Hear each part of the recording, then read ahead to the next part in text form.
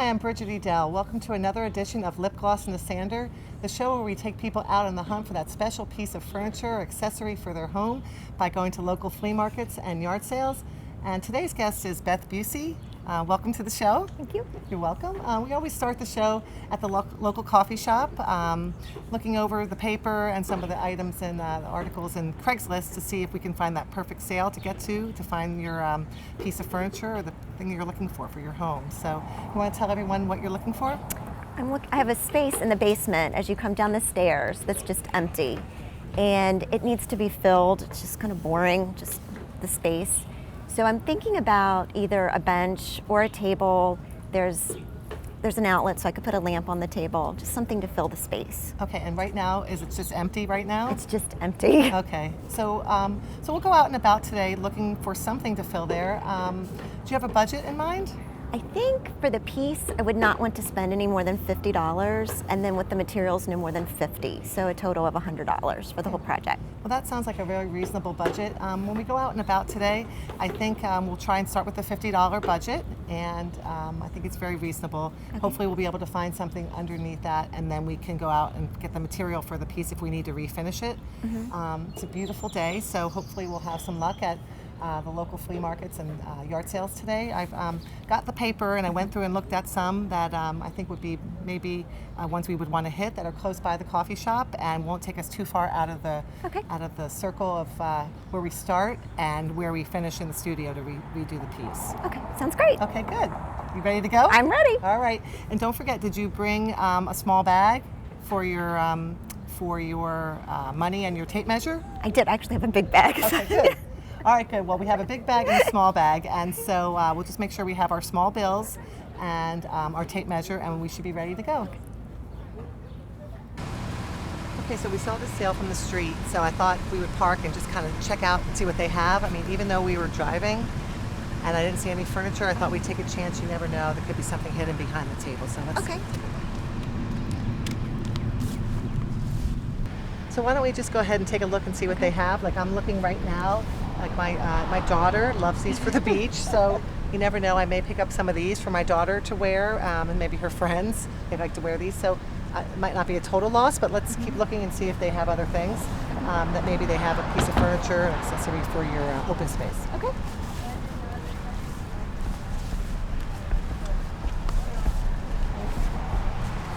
Too much.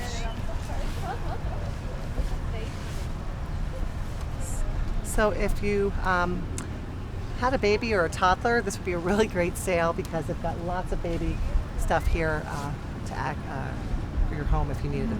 But unfortunately for us, we're not hitting pay dirt here. So we'll just keep looking and see if we find something at the next one. Okay. Okay. Okay, now keep in mind, back in the day when our parents were yard selling, doing garage sales, an estate sale was typically on a farm or on a big piece of land on an estate. But in today's age, estate sales can be at any venue. It can be in an apartment building, it could be in a yard, it could be in a church parking lot.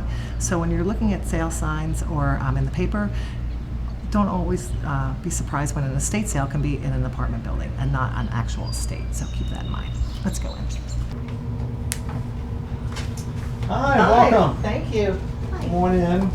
This is in an estate, and everything is priced pretty much. If you don't see something that's priced, just let us know. Great. We'll be glad to work with you, and just look around. There's stuff in the kitchen, the bedrooms, all around. Thank you so much. Okay. Yes, sir. Wow, now look at all this stuff. Let's go over here because I cut Griswold pan, so let's go look and see if this is a Griswold pan. Hi, how are you? Good. This is not a Griswold pan, but look at this table it's on.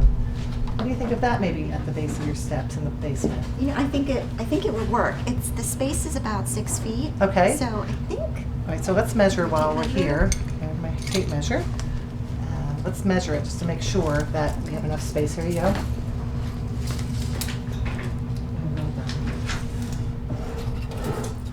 All right. So it is about 46 inches, so we have plenty of space. So this actually might really work because if you put that at the base of your steps, it would be nice at full. There's a drop leaf table, so the leaves go down. And then for your boys, if you wanted to open it up and have them play, with do crafts or play games or eat on it, that would work. So let's keep this definitely in mind. Okay, definitely, I like it. And like the price is $25, so it's definitely in your price range. So I think that might be a great deal for what you're looking for. So all right, let's keep looking around. Maybe there's something else here. Okay. Okay.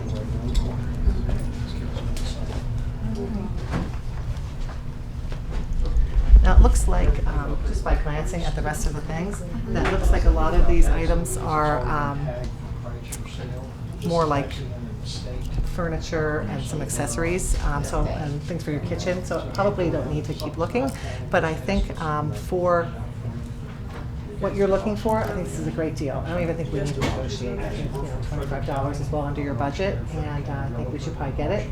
And let's see if it will be a good fit. And if we find something else that works better, then we can pick that up. But I think this would be really great. I like it. Okay, good.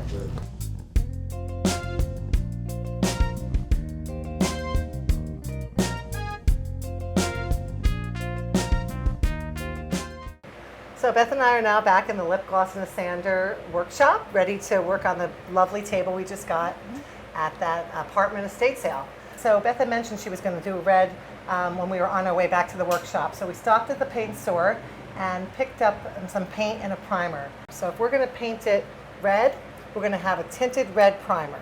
So when you go to your local hardware store or a paint shop to get your paint, always ask them to tint the primer for you, because especially if you're going to distress it, you don't want to distress a red over a white primer, because then you're just going to get white paint through.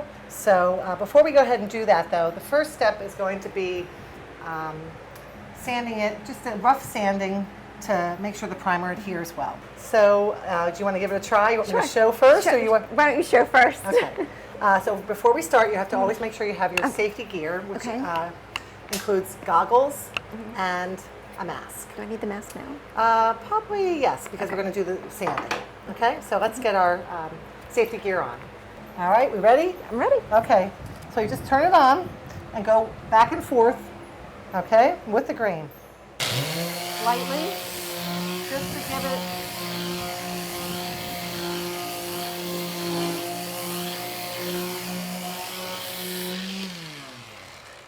So for the purpose of the primer, it's fine just to do a very light coat, just so the primer will stick to it.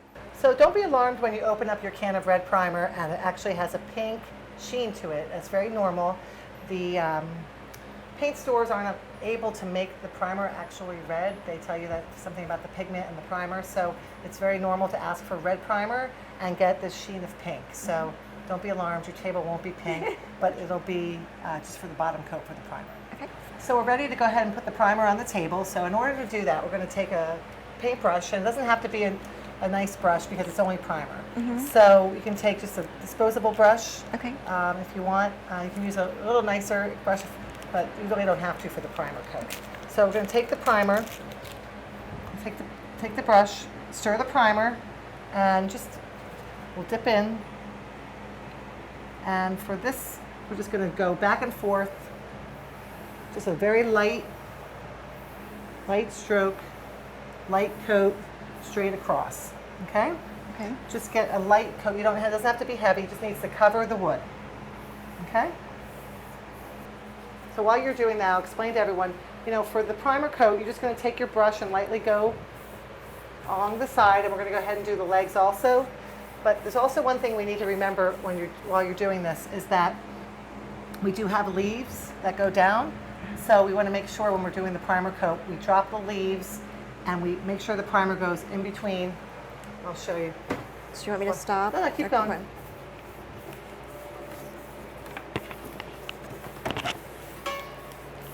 So right here, first you make sure the sanding dust is gone.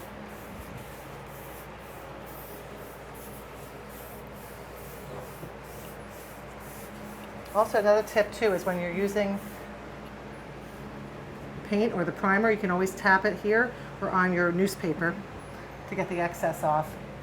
And you just want to go back and forth. Make sure you get this inside part, because if you ever do a drop leaf, this will be the original color if you don't remember to do the inside, which I've seen people do in the past. So that's kind of a painting no-no.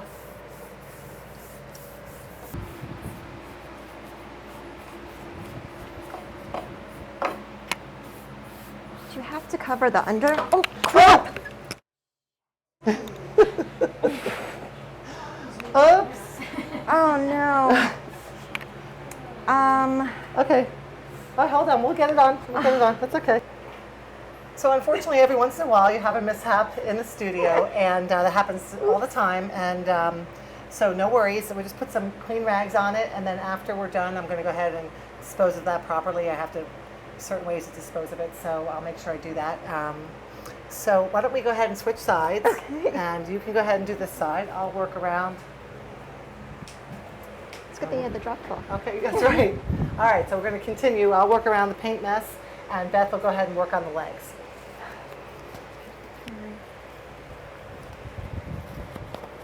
Okay, so we worked around the minor mishap and finished priming the table, so no worries. See, it looks good. We remember to drop the leaves, so we got the inside here. But we have to always remember, especially I'm a stickler for, you always have to do the underside of the table. I know it's kind of a pain, it's a lot of time to do the underside, but you never know when somebody drops something under the table or they look and it's not done. It just makes it look a lot nicer and a lot cleaner to have the underside done. So we're going to wait for this primer to dry. The primer coat typically dries very quickly. So we'll probably give it another 5 minutes and then we'll flip it. We'll paint the other side and then we'll wait for that and then we can do the paint. So, okay. All right, great. Okay, a little tip to remember when you are painting the underside of a table. Small details like making sure the paint goes all the way to the end, because there's nothing worse to look at is that a table that's been painted and you can still see the other color or the stain underneath. So just make sure, take the extra time. You know, the person, if you're doing it yourself, you know, it just looks a lot cleaner and no one will ever notice that you painted it over stain because they can't ever see the stain. So just take the extra second it takes to go to the very edge and no one is the wiser. So. Okay, so some time has passed and the primer has dried and we're ready to apply the first coat of paint. We put some new gloves on because we took the other ones off while the primer was drying, and we're ready to go ahead and open up the can of paint and get started. So we decided after the minor mishap that we were going to get Beth a little mini roller tray for her paint. This way you can pour the paint in here.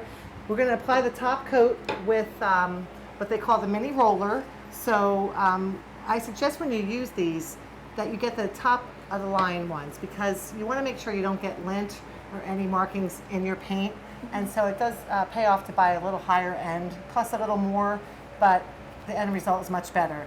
If you get the lower end ones, you end up sanding out the lint and it is kind of a pain. So go ahead and just put it on by pushing down. And then what you'll do is you'll pour your paint in here and then it'll be in this part. And then you roll your roller here and then you just kind of go like this to get the excess off.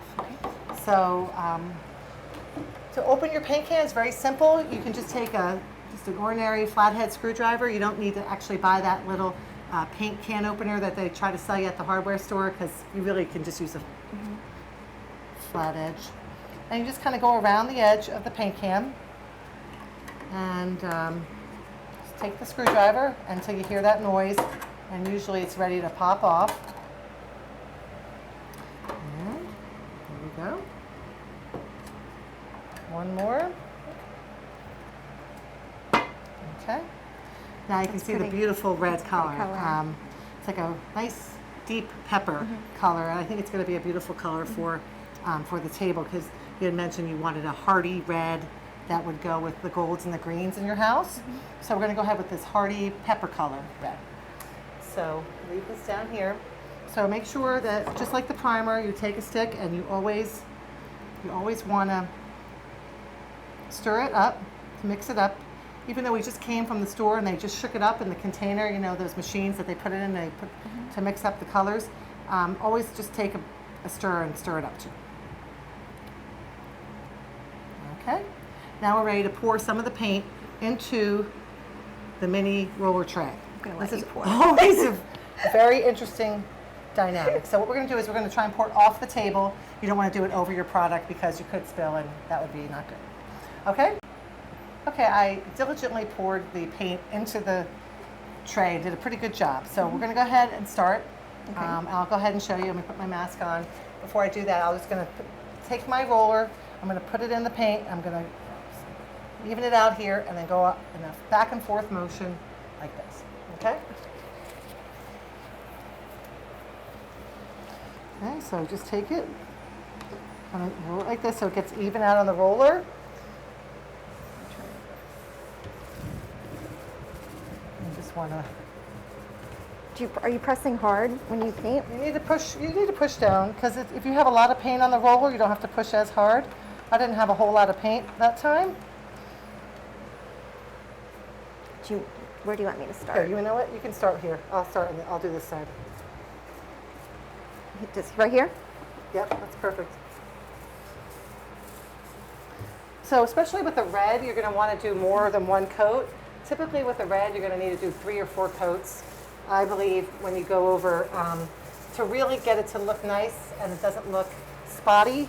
I don't know if you've ever been into someone's home who's ever done red on their dining room walls or on a piece of furniture. Sometimes people get lazy, they don't want to do more coats, but with the red you really need to think about it before you choose it because you need to do at least 3 coats of a red to cover what was underneath and sometimes 4. If someone tells you 2 coats with a red, it's pretty ambitious. So just kind of go back and forth if you can. Well, that's good, Beth.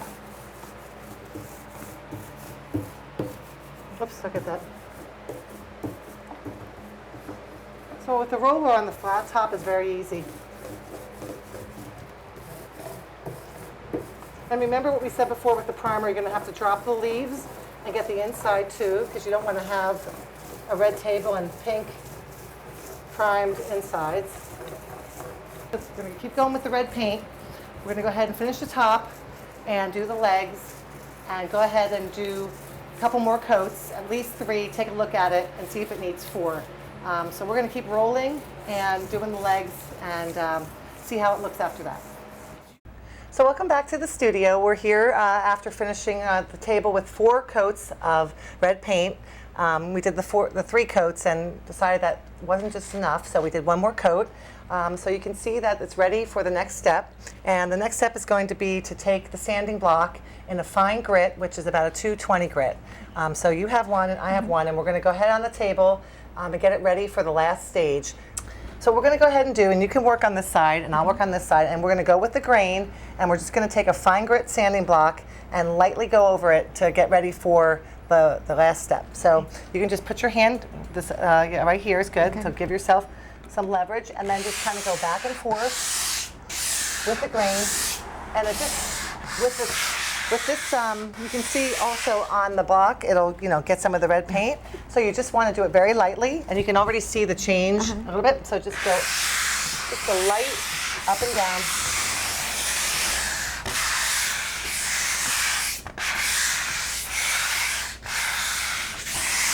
Okay. And if you could stop for 1 second. And you can see also on your block and on your table, it leaves a little bit of a residue because you're sanding. So we're going to just do it lightly, get it ready for that last coat. So we'll go ahead and do the rest of the tabletop and then see how it looks. Okay, so you can see that it's all just the change in the color is very slight, but you just want to just back and forth, and that's good. Just very lightly.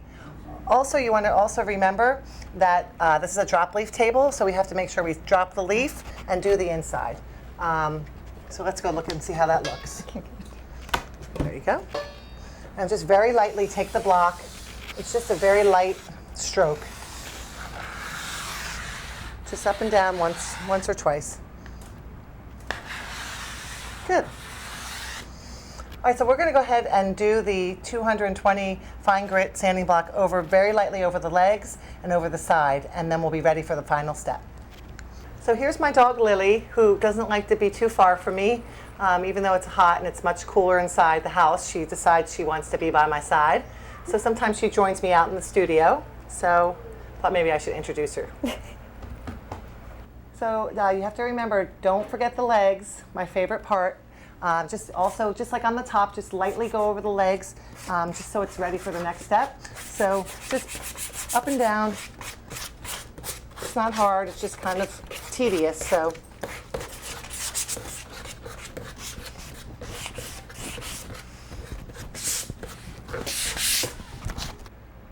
before we do the top coat of the table and the final coat, what we want to do is do a light distressing.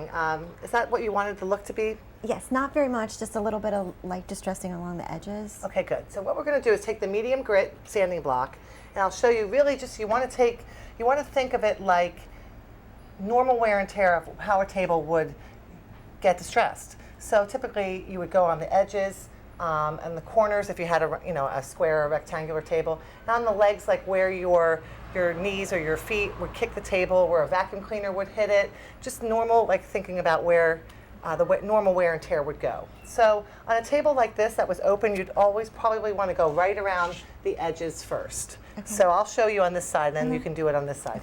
Okay. You just take your block, and then you just kind of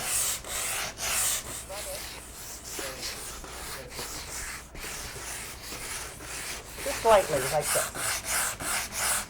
So you can see that a little bit of the paint comes off, and you can see the brown underneath, but it's not the heavy, distressing, chippy, shabby chic-ish. It's just light distressing. So you would say, oh, that's where it would constantly be touched or hit against the wall or something. So, so what we're going to go ahead and do is take the medium sanding block and go all the way around the table. Then we'll drop the leaves and do it on the edges there.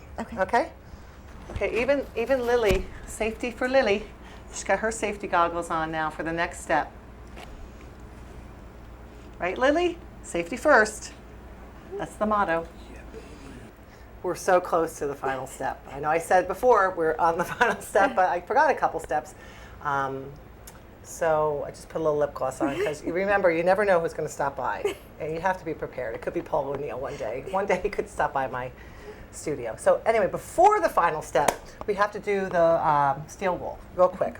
So this is a very quick step. Use the 4-0 steel wool, and you just lightly, just rub it over. And this basically just gets out any imperfections, gets the surface ready for the final, whether you're using poly or wax or tung oil. For this project, I decided we're going to use some tung oil. The reason why you would use tung oil is because if you ever use the table for a setting for dinner or guests that are going to have glasses, it could leave a water ring if you use poly or the wax. So the tung oil really will be resistant to the water ring. So before we really do the final step, I just wanted to make sure I brought the dog inside so she's not outside when we're using the tung oil. It's not good for her to be outside here during that phase. So I brought her inside. So all you do is make sure that we have all our safety products on, our glasses, and we'll do the mask later. Also. Yeah. First put your glasses on, and then we'll do the mask in a second. Let's make sure we always use the heavy-duty gloves for this. You don't want to use the light ones that we use for painting. We're going to use the heavy ones, just because this chemical is a little stronger than a paint. So you don't want to make sure you get nothing on your hands or your arms. So it's very simple to open. You just take a flathead screwdriver, you put it in this little groove, and pop it up. It's very simple. So just make sure we put our masks on now. Make sure you are. Sometimes it's a little cumbersome, but you need to do it. Take your white rag, and we do it off the project because you don't want to spill over top of the project. And we know that Beth Can be clumsy. sometimes she kicked over the primer, but it all is good. You just go back and forth with the grain. So always remember to go back and forth with the grain. Always just makes it look so much nicer, and you can already see the sheen on the top of the table.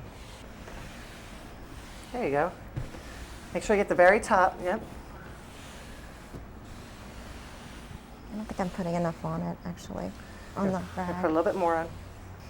I poured a little bit more on Beth's rag. She wasn't quite enough. There, you see the difference? Being a little timid there, Yeah. wasn't I? Yeah, I do see the difference.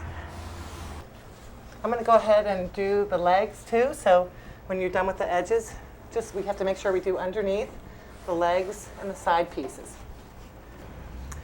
So we're going to wait overnight, and then tomorrow night we'll go ahead and do another coat, and then wait another night, and then do another coat. Really pays off to have 3 coats. All right, so we'll be back with the finished product. We're back here with Beth in her home, ready to show our finished piece to everyone. And you want to remind everybody what we talked about at the coffee shop? There was a space at the bottom of my stairs that was very empty, very boring, and I wanted to liven it up a little bit, put some color, a piece of furniture there that would be functional and look nice. Okay, great. So this is what we came up with. We were at the estate sale, and we picked up this lovely table for $25 that was in need of some work, and we went with the theme of tinted primer to teach everybody that if you wanted to do a primer first before you painted, you could do different colors. So we went with a red primer underneath the red table. Also wanted to tell you, you could also have gone with like a black primer, so when you distressed it, the black would show through. But we went with red to make sure that you wouldn't see the white primer coming through. So I think it really turned out really great. What do you think of the color? Oh, I love the color, and I love the distressing. It's just, I love it.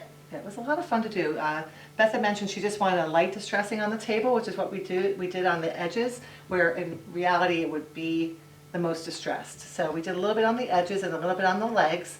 The good thing about the table and the bad thing about the table is that the bad thing is that it's probably slightly too small for this space. We probably could have gone with a little bit of a longer table, but the good thing is that you probably have you said you had two black chairs that possibly we could use to flank this table. And then if your boys wanted to eat at this table, you could pull it away from the table, and it actually, these ends go up with a drop leaf, and it makes a circle, so you could seat them around the table too. So what do you think of this? I love it. Yeah. I really like it. Yeah, It's good. great. So glad. And it's easy to accessorize the table with different things. We just kind of went with the fall theme here, but as the seasons change, you could do different type of decor here to kind of change it up a little bit. So I really hope you had a great time. Oh, I had so much fun. So much fun. Yes. Yeah, what did you think of the estate sale and the other yard sales we went to? The lesson I learned is you can't judge a book by its cover. So even though the sale might be small, there's all kinds of treasures in the sale. So I think I got lucky. Yeah, that's so great. That's a great tip. And I just wanted to say thank you for spending the day with us. It was thank a lot of fun in the heat and everything. So yeah, It was fun. Good. Thank you. Good. You're welcome. Well, that's it for this edition of Lip Gloss and a Sander. You can follow me on Twitter or like me on Facebook. I'm Bridget Edell. Thanks for watching. This episode of Lip Gloss and a Sander was sponsored in part by Amy DePretta and Patricia Elder, Remax Metropolitan, providing clients with over 20 years of experience offering superior marketing, staging, and consulting with VIP quality service. Potomac Valley Chiropractic, serving the North Potomac and Gaithersburg area. Dr. Spiro Theodore has been restoring people to good health through chiropractic care for over 10 years.